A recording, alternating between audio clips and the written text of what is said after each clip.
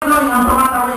Pagod na pagod ang mga security sapagkat kailangan po silang awatin kung hindi madudulog yung presidente.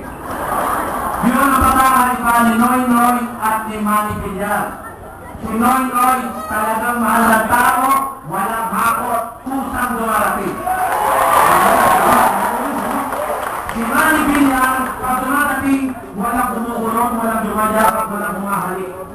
Ang ginagawa niya siya lumalapit sa tao kung humahalik. Makapalit niya sa hindi niya na-observahan. Ako na-observahan ko niya, Dumaguete, sa Buanga City, Cebu, San Jose del Monte, Nausagaray, kung saan sa Alpha.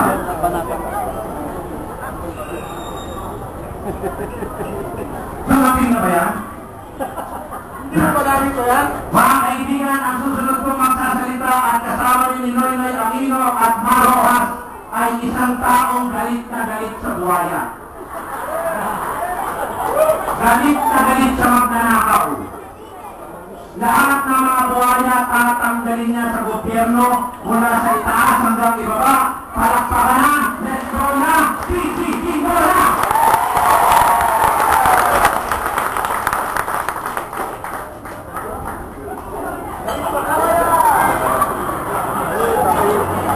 Salamat, Dennis. Naibang ka pa rin yung aming kakapsat. Magandang hapon sa Ang taumbayan, iuna ang tao kaysa sa sarili. mga kababayan. Ako at si Noynoy Aquino, we grew up together. Sabay po kami lumaki. Sabay po kami sa grade school sa Ateneo, sa high school sa Ateneo. Sabay kami ng college. At mga kababayan, dahil doon, kilala ko po yung tao. Noong high school kami, habang yung ibang teenager ay high school, yung ibang teenager every Friday, mayroon date, mayroon gimmick, mayroon party, may good time sa barkada.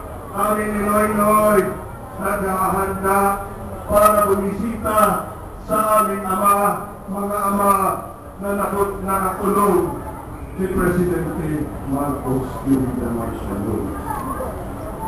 Si Noynoy Aquino, bibisita kay Ninoy Aquino sa Fort Bonifacio, si Kiji Ginggona, bumibisita.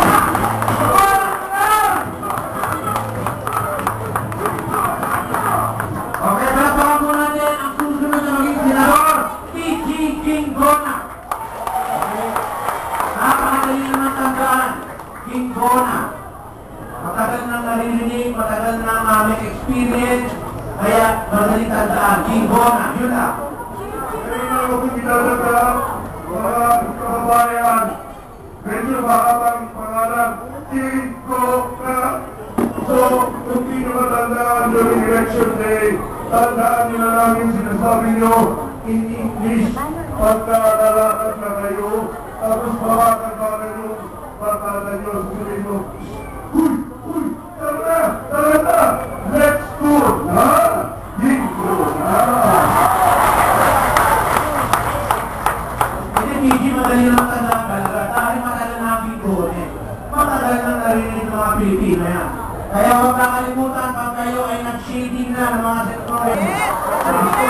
So, pag wala yung mga itinangan dito sa Baguio, mas maraming proyekto magagawa sa tao, correct? Wala naman pupulsa yung mga basura-basura na yan, ano ba? Napulsa ba? Nahalata ka ng tao ng Baguio, nahalata? Sa bistado nyo ba yan? Boto di papasok. Kaya lang dyan yung isusunod natin na magsasalita ka. Aba, ito matindi rin po ito mga kaibigan. Siya po ay anak ni Raul Roco at ng tumatakbo ngayong senador, Sonia Roco.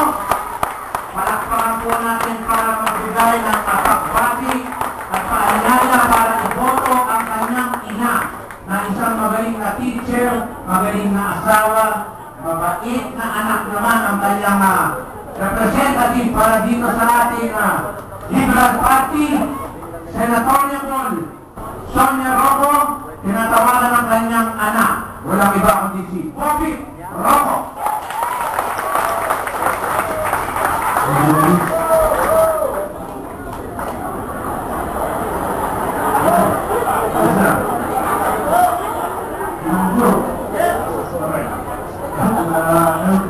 Candidates, the party, over mayors, congressmen, the captains, councilors, and to everybody here, to friends,